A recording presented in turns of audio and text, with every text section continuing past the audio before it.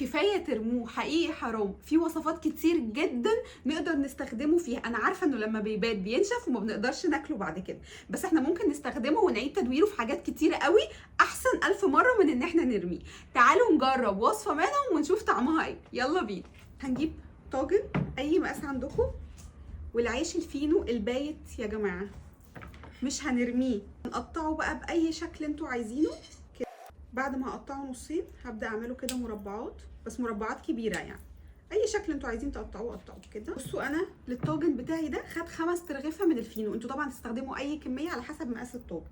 تعالوا بقى نجهز الليكويد السائل اللي هنحطه عليه.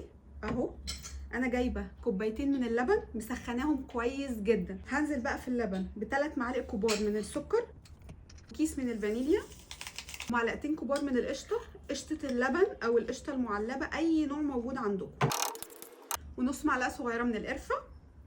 والتركايه دي من عندي انا، معلقه من الزبده بتعزز الطعم جدا.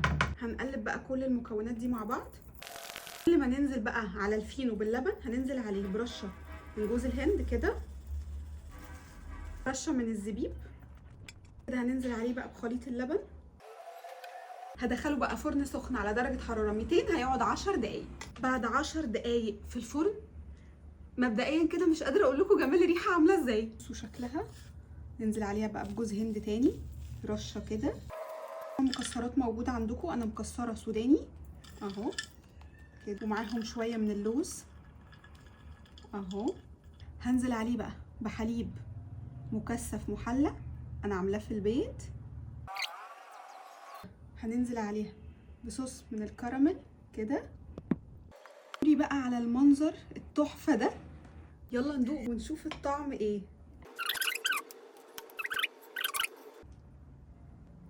بصوا انا هقول لكم حاجه واحده بس، حقيقي حقيقي حقيقي طعمها احلى من السينابون، طعمها احلى من ام علي.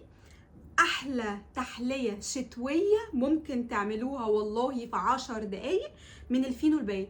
بجد لو ما فيش حد شايفكم وانتوا بتعملوها في الفينو عمره ما هيعرف نهائي ان الصينيه اللي شكلها وهمي جنان ريحتها تحفه دي معموله من 5 فينو بايت. يا جماعه كلنا بنجيب فينو كل يوم. لا بجد هي الفكره دي كانت فين؟ حقيقي كانت فين؟ على فكره احنا عملنا فيديو قبل كده مع بعض، عملنا سان بايتس برده من الفينو البايت، كان وهمي وعجبكم جدا وكلكم يعني قلتوا ان هو تحفه في الكومنتات. لازم تجربوا دي حالا، مش بكره مش بعد بكره، دلوقتي. جنان.